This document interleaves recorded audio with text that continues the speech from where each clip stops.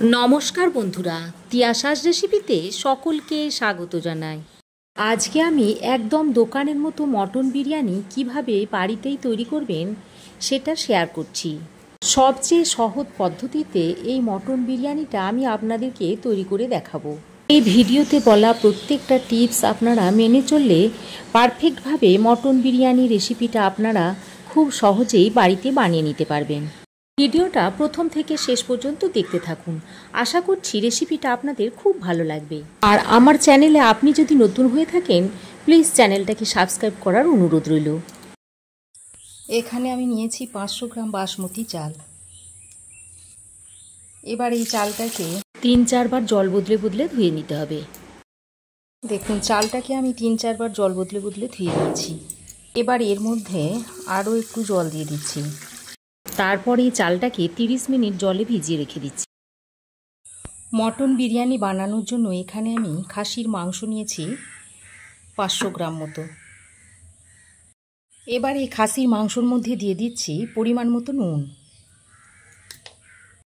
দিয়ে দিচ্ছি 1 চামচ গোলমরিচের গুঁড়ো, বিরিয়ানি মশলা দিয়ে দিচ্ছি 1 চামচ, লঙ্কার গুঁড়ো দিয়ে দিচ্ছি 1.5 চামচ মতো, আর 150 গ্রাম মতো টক দই ভালো করে ফেটিয়ে নিচ্ছি। তারপরে এই ফেটানো টক দইটা এই মাংসর মধ্যে দিয়ে দিচ্ছি। তারপরে সব কিছু একসঙ্গে ভালো করে মাখিয়ে নিচ্ছি।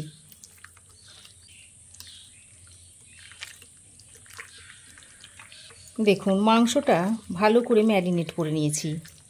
এবার এটাকে 1 ঘন্টা এইভাবে রেস্টে রেখে দেব। যদি হাতে আপনাদের সময় থাকে তাহলে 2 ঘন্টাও রেস্টে রেখে দিতে পারেন। এবার আমি একটা বড় বাটির মধ্যে নিয়েছি 150 ml মতো দুধ। এবার এই দুধের মধ্যে দিয়ে দিচ্ছি বিরিয়ানি মশলা। বিরিয়ানি মশলাটা দিয়ে দুধের সঙ্গে ভালো করে গুলে নিচ্ছি। তারপর এটাকে এক সাইডে রেখে দিচ্ছি। এবার আমি এখানে একটা ছোট্ট বাটির মধ্যে ফোটানো গরম দুধ নিয়েছি। তারপর এই দুধের মধ্যে কয়েকটা কেশর দিয়ে দিচ্ছি।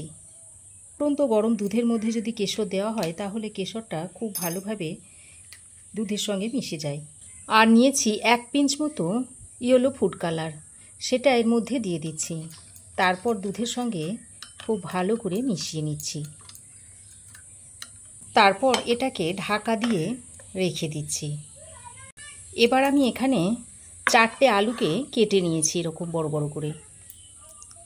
এবার এই আলুর মধ্যে পরিমাণ মতো নুন দিয়ে দিচ্ছি। এর মধ্যে দিয়ে দিচ্ছি অল্প একটু ইয়েলো ফুড কালার।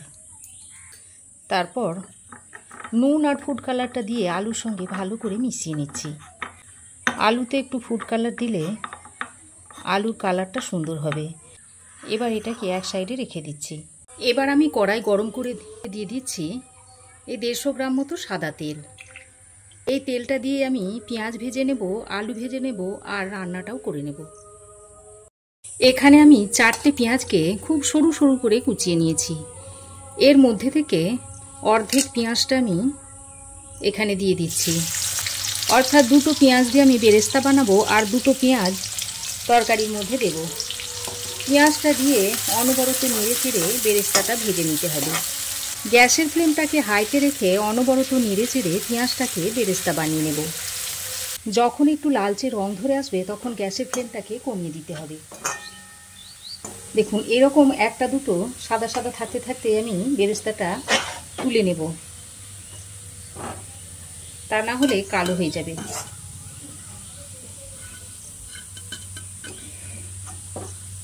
দেখুন বেরেস্তাটা ভেজে নিয়েছি। এবার এটা ঠান্ডা হোক। পেঁয়াজ ভেজে তুলে নেওয়ার পর ওই তেলের মধ্যে আমি আলুগুলোকে দিয়ে ভেজে নেব।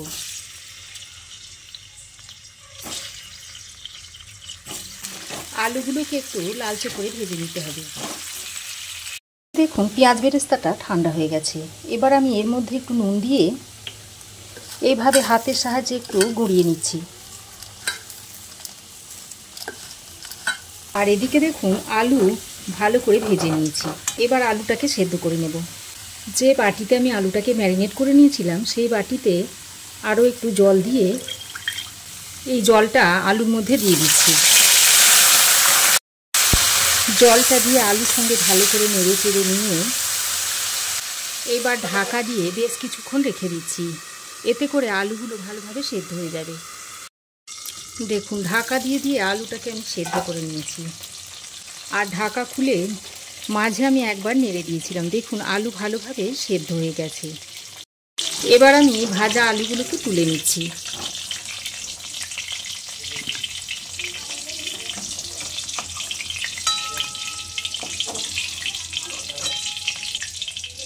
আলু ভেজে তুলে নেওয়ার পর ওই তেলের মধ্যে দিয়ে দিচ্ছি গোটা গরম মশলা। এর মধ্যে আছে এলাচ, লবঙ্গ, দারচিনি, আর দিয়ে দিচ্ছি একটা তেজপাতা, আর দিচ্ছি হাফ চামচ মতো গোটা জিরে। এবার ফোড়নটাকে কিছুক্ষণ ভেজে নিচ্ছি। ফোড়ন থেকে যতক্ষণ না একটা সুন্দর গন্ধ ছড়াচ্ছে ততক্ষণ পর্যন্ত ফোড়নটাকে ভেজে নিতে হবে। দেখুন ফোড়ন খুব ভালো করে ভেজে নেওয়ার পর এবার আমি বাকি যে দুটো কুচনো পেঁয়াজ রেখেছিলাম সেটা দিয়ে দিচ্ছি। পেঁয়াজটা দিয়ে বেশ কিছুক্ষণ নেড়ে চেড়ে পেঁয়াজটাকে ভালো করে ভেজে নিতে হবে। দেখুন পেঁয়াজ ভালো করে ভেজে নিয়েছি। এবার এর মধ্যে দিয়ে দিচ্ছি 2 টেবিল চামচ পরিমাণ আদা ও রসুন বাটা। আদা ও রসুনটাকে আমি একসঙ্গে করে বেটে নিয়েছি। সমপরিমাণ আদা আর সমপরিমাণ রসুন একসঙ্গে করে বেটে নিয়েছি। রসুন বাটাটা দিয়ে পেঁয়াজের সঙ্গে ভালো করে কষিয়ে নিতে হবে। দেখুন আদা ও রসুন বাটাটা দিয়ে বেশ খানিকক্ষণ কষিয়ে নিয়েছি। এবার ম্যারিনেট করা খাসির মাংসটা এর মধ্যে দিয়ে দিচ্ছি। মাংসটা দিয়ে পেঁয়াজের সঙ্গে এই 5 মিনিট সময় ধরে ভালো করে কষিয়ে নিতে হবে। দেখুন প্রায় 5 মিনিট সময় ধরে খাসির মাংসটাকে আমি ভালো করে কষিয়ে নিয়েছি। এবার আমি এর মধ্যে 1 চামচ মতো গরম মশলার গুঁড়ো ছড়িয়ে দিচ্ছি। তারপর আবারও ভালো করে মিশিয়ে নিচ্ছি। আমি যে বাটিটায় মাংসটা ম্যারিনেট করে রেখেছিলাম সেই বাটিতে একটু জল দিয়ে সেই জলটা এর মধ্যে দিয়ে দিচ্ছি। জলটা দিয়ে মাংসর সঙ্গে ভালো করে মিশিয়ে নিচ্ছি। বন্ধুরা আমার এই আজকের মাটন বিরিয়ানি রেসিপি যদি আপনাদের ভালো লাগে তো অবশ্যই একটা লাইক, শেয়ার, কমেন্ট করবেন। দেখুন ভালো করে নেড়েচেড়ে মিশিয়ে নিয়ে এবার এটাকে ঢাকা দিয়ে 10 মিনিট মতো রান্না করে নিচ্ছি। দেখুন ঢাকা দিয়ে 10 মিনিট আমি রান্না করে নিয়েছি।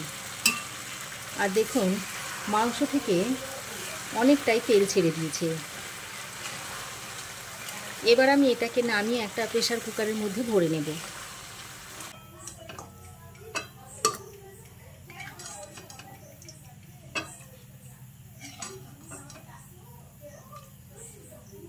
এবার মাংসের যে ঝোলটা ছিল সেটাকেও এর মধ্যে ঢেলে নিচ্ছি।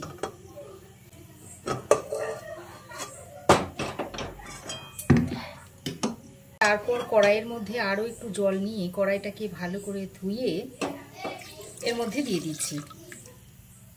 এই সময় এর মধ্যে দিয়ে দিচ্ছি একটু রোজ ওয়াটার আর দিয়ে দিচ্ছি একটু কেওড়া ওয়াটার। তারপর ঢাকনা লাগিয়ে 5-6টা মতো সিটি দিয়ে নেব। এদিকে দেখুন গ্যাসের অন্য বার্নারে একটা বড় পাত্রে বেশ খানিকটা জল আমি আগে থেকে গরম করতে দিয়েছিলাম। জল দেখুন ফুটতে শুরু করেছে। এবার এই পর্যায়ে আমি 2টো তেজপাতা দিয়ে দিচ্ছি।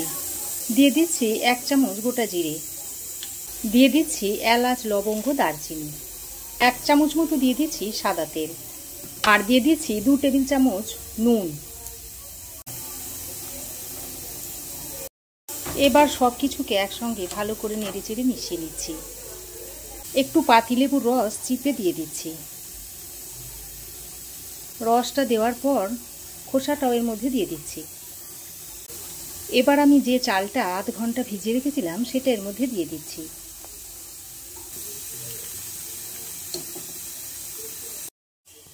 চালটা দিয়ে ভালো করে নেড়েচেড়ে মিশিয়ে নিচ্ছি।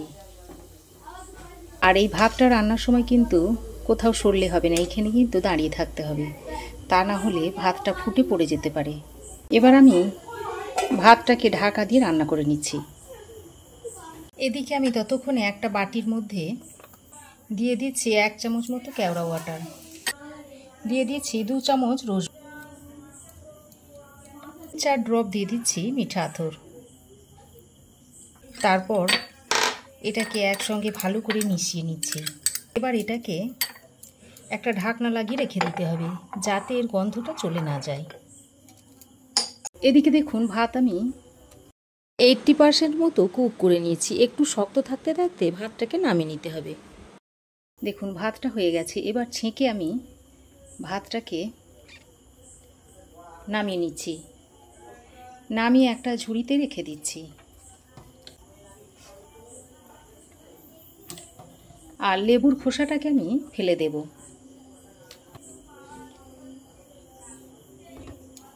এই লেবুর খোসাটাকে আমি ফেলে দিচ্ছি।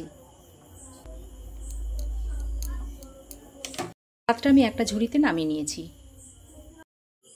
এদিকে দেখুন মাংসটাকে আমি 5-6টা সিটি দিয়ে সেদ্ধ করে নিয়েছি।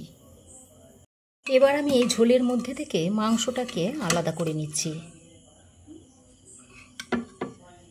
দেখুন আলাদা করে তুলে নিচ্ছি।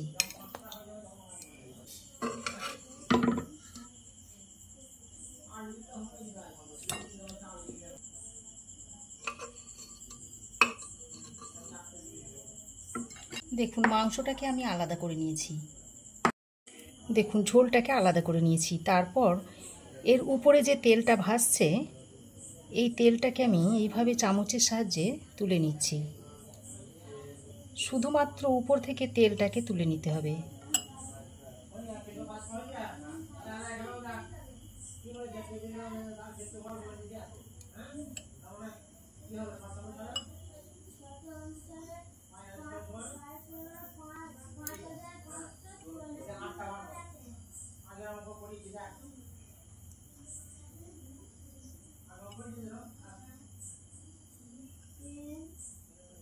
দেখুন খুব সামান্য পরিমাণে রোগন জোসটা আমি তুলে নিয়েছি। এবার আমি এই রোগন জোসের মধ্যে 1 চামচ ঘি মিশিয়ে নিচ্ছি। তারপর এক সাইডে সরিয়ে রাখছি। দেখুন মোটামুটি বিরিয়ানির জন্য আমি সব কিছুই রেডি করে নিয়েছি। এবার আমি এই হাঁড়ির মধ্যে বিরিয়ানিটা সাজিয়ে নেব। তার জন্য প্রথমেই আমি বিরিয়ানির হাঁড়ির মধ্যে ঘি দিয়ে দিচ্ছি।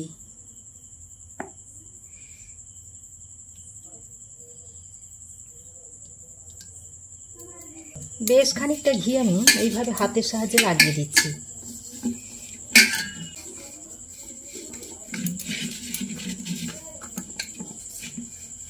এবার আমি গ্রেভিটা এর মধ্যে দিয়ে দিচ্ছি। তারপরে এই মাংসের টুকরোগুলো দিয়ে দিচ্ছি।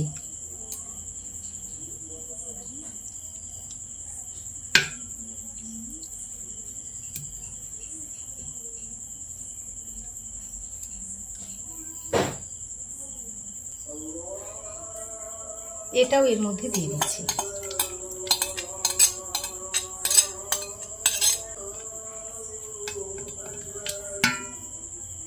এবার আমি ভাজা আলুগুলো দিয়ে দিচ্ছি। ভেজে সেদ্ধ করে নেওয়া আলুগুলো এর মধ্যে দিয়ে দিচ্ছি।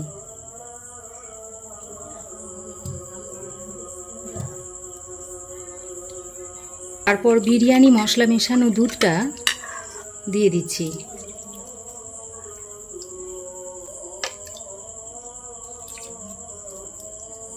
অল্প একটু রোগন জোস দিয়ে দিচ্ছি। একটু কেশর দুধটা দিয়ে দিচ্ছি। আর সব জায়গায় সমানভাবে দিতে হবে। এবার পেঁয়াজ বেরেস্তাটা দিয়ে দিচ্ছি। এবার আমি অর্ধেকের বেশি ভাতটা এখানে দিয়ে দিচ্ছি।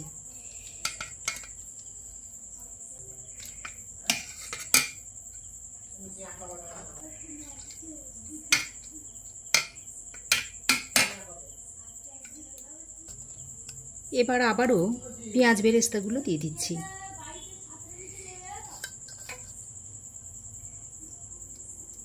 দুধে ভেজানো বিরিয়ানি মশলাটা দিয়ে দিচ্ছি।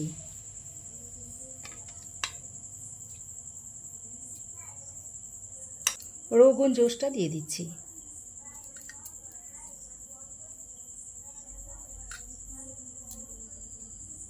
দুধে ভেজানো কেশরটা দিয়ে দিচ্ছি।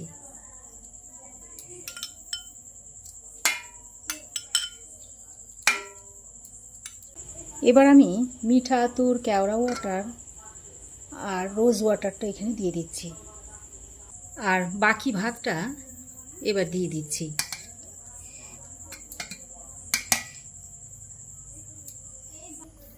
হাতের সাহায্যে এভাবে একটু ছড়িয়ে দিচ্ছি। আবারও পেঁয়াজ বেরেস্তাটা দিয়ে দিচ্ছি।